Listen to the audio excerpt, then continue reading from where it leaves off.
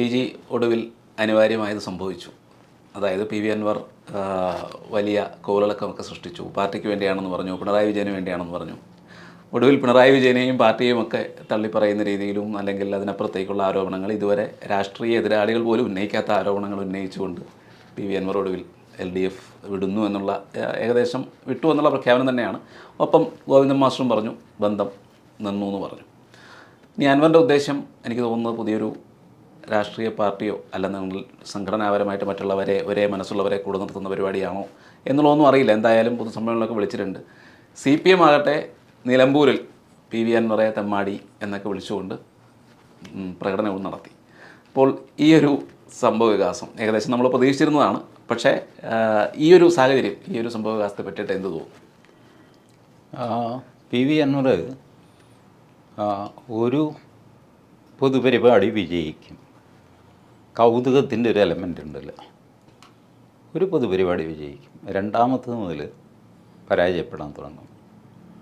P V Anwar finally UDF ചെന്ന് കലാശിക്കും. UDF എടുക്കുകയാണെങ്കിൽ, അല്ലെങ്കിൽ രാഷ്ട്രീയം വിട്ട് അദ്ദേഹം ഒരു ബിസിനസ്സുകാരനാണല്ലോ, ആ ബിസിനസ്സൊക്കെ ആയിട്ട് പോവും.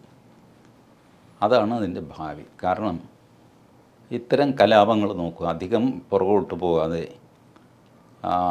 1987 MV രാഘവനെ പാർട്ടി പുറത്താക്കുന്നതും രാഘവൻ പാർട്ടിയെ വെല്ലുവിളിക്കുന്നതും.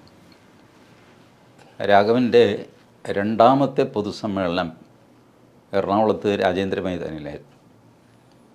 അന്ന് ഞാൻ ചേർത്തലയിൽ എത്തിപ്പെടാൻ ബുദ്ധിമുട്ടുള്ള ഒരു ഗ്രാമത്തിലാണ് ജീവിക്കുന്നത്. കായലുമൊക്കെ കടന്നു വേണം പോകാൻ.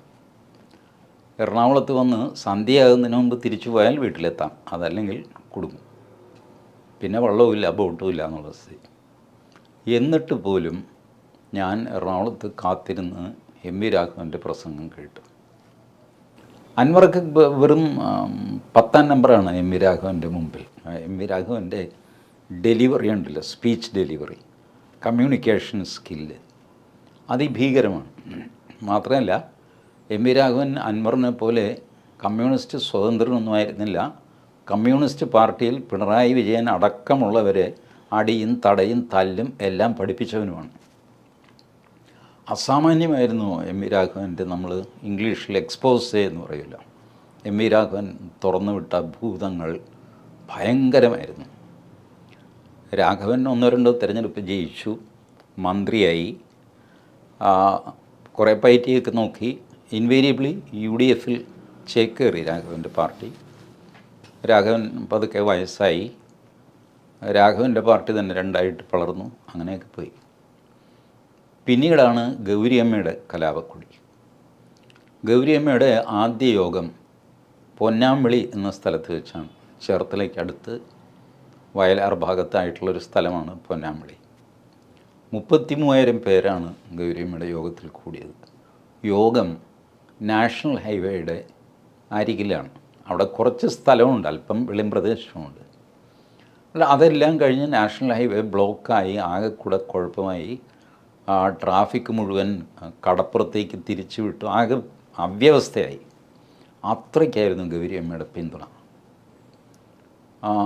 ഒരാഴ്ച കഴിഞ്ഞപ്പോൾ ഗൗരിയമ്മയെ തള്ളിപ്പറയാനായിട്ട് EMS അതേ സ്ഥലത്ത് യോഗം വെച്ചു, പൊന്നാമ്പളിയിൽ തന്നെ.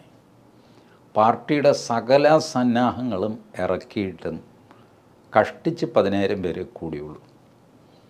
10,000 പേര് വെച്ച് ഹൈവേ ബ്ലോക്ക് ആവുമോ എന്ന് സംശയം വന്ന പാർട്ടിക്കാർ കൈകോർത്ത് പിടിച്ച് ഹൈവേ ബ്ലോക്കാക്കി, ട്രാഫിക് തിരിച്ചുവിട്ട് സെയിം സിറ്റുവേഷൻ ഉണ്ടാക്കി, വാർത്തയുണ്ടാക്കി.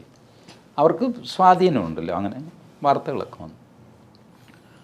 ബട്ട് പിന്നീട് ആ യോഗത്തിൽ ഞാൻ പങ്കെടുത്തില്ല.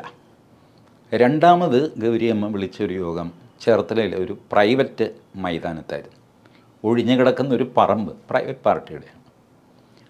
അവിടെ എത്തിക്കഴിഞ്ഞപ്പോൾ ഈ 33,000 ഒരു 1,500 ചുരുങ്ങി രണ്ടാമത്തെ യോഗത്തിൽ.